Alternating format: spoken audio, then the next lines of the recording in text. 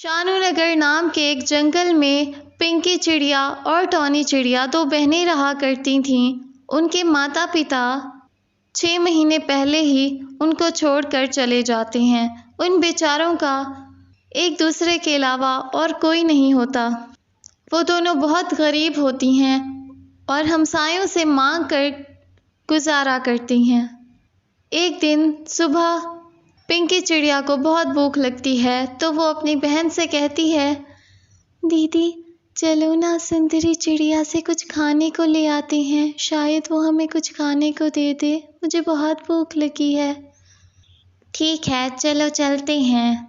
वो दोनों अभी रास्ते में होती हैं कि उन्हें एक रेहड़ी नज़र आती है। सेब ले लो, ताज़े ताज़े कश्मीरी सेब ले लो। वो देखती हैं कि कालू कौवा अपनी रेहड़ी पर सेब बेच रहा होता है। दीदी मुझे भी सेब खाना है, प्लीज़ मुझे सेब ले दो। अरे मैं तुम्हें कहाँ से सेब लेकर दूँ, मेरे पास तो पैसे भी नहीं हैं जो मैं कालू कौवे को दूँ। तुम तो जानती हो हम बहुत गरीब हैं। दीदी प्लीज़ एक बार मेरे कहने पर उससे मुफ्त में सेब मांग कर देखो, शायद वो हमें एक सेब ऐसे ही दे दे। अच्छा चलो ठीक है, तुम कहती हो तो मैं उससे मांग के देखती हूँ। टॉनी चिड़िया कालू कौवे के पास जाती है और उससे कहती है, अरे कालू भैया एक सेब तो देना। कालू कौवा उसको सेब देते हुए कहता है, हाँ हाँ बहन ले लो, 10 रुपए का एक सेब है, बहुत ही मज़ेदार है, मैं कश्मीर के बाग से ताज़ा ताज़ा तोड़ कर लाया हूँ। लेकिन भाई हमारे पास तो पैसे नहीं हैं, हम बहुत गरीब हैं, क्या आप हमें एक सेब मुफ्त में दे सकते हो? ये कहकर टॉनी चिड़िया वापस जाने लगती है तो कालू कौवे को उन बेचारियों पर तरस आ जाता है और वो उनको एक सेब मुफ्त में दे देता है। टॉनी चिड़िया और पिंकी चिड़िया खुशी खुशी अपने घर वापस आ जाती हैं। पिंकी चिड़िया ने अभी तक सेब नहीं खाया होता। क्या बात है पिंकी, तुम ये सेब खाती क्यों नहीं? तुम्हें तो बहुत भूख लगी थी, फिर भी अभी इसे रख के बैठी हो।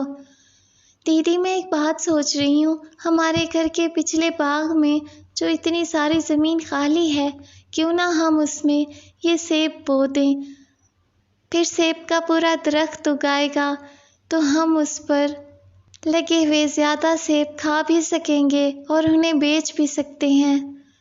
अरे क्या पागल हो गई हो? देखो पिंकी, ये सारी बातें फिल्मों और कहानियों में होती हैं, हकीकत से इनका कोई ताल्लुक़ नहीं होता। तुम बस आराम से ये सेब खाओ। लेकिन पिंकी चिड़िया पर अपनी बड़ी बहन टॉनी चिड़िया के समझाने का भी कोई असर नहीं होता। वो फ़ौरन ये सेब लेकर पिछले बाग में जाती है और वहाँ ज़मीन से मिट्टी खोदकर वो सेब उसके अंदर दबा देती है। अगले दिन सुबह उठते ही दोनों बहनें बाग की तरफ जाती हैं। उनकी खुशी का कोई ठिकाना ही नहीं रहता जब वो देखती हैं कि जो सेब उन्होंने बोया था वो अब बहुत बड़ा दरख्त बन चुका है और उस पर ढेर सारे सेब लगे हुए हैं। हाँ, अरे दीदी देखें तो सही, कितने बड़े बड़े सेब हैं, अब हम इन्हें खाएंगे भी सही और बेच भी आएंगे, फिर हमें पैसे भी मिल जाएंगे। दोनों बहनें पेट भर कर सेब खाती हैं और बाकी बचे हुए सेब मार्केट में बेचने चली जाती हैं। जब वो सेब बेचकर घर वापस आ रही होती हैं तो देखती हैं कि मालिक मकान ने उनके घर का सारा सामान बाहर फेंक दिया होता है। अरे अरे मालिक मकान जी, आप ये क्या कर रही हैं? हमारे घर का सारा सामान बाहर क्यों फेंक रहे हैं? देखो टॉनी चिड़िया, 3 महीने हो गए, तुम दोनों बहनों ने मेरे मकान का किराया भी नहीं दिया।